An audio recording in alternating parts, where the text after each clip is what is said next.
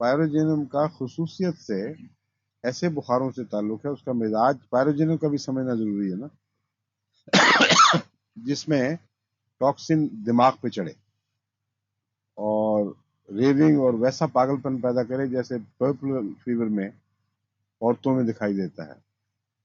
वो पायरोजेनियम का खास मिजाज है।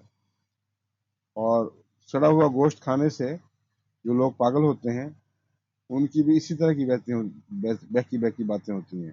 कुछ वायलेंस भी पाई जाती है, कुछ शदीद बेचैनी, नींद में भी हर वक्त बेचैनी। तो पायरोजेनियम का मिजाज अगर मालूम होगा, दिखाई देगा, तो फिर वो एंटीसेप्टिक है।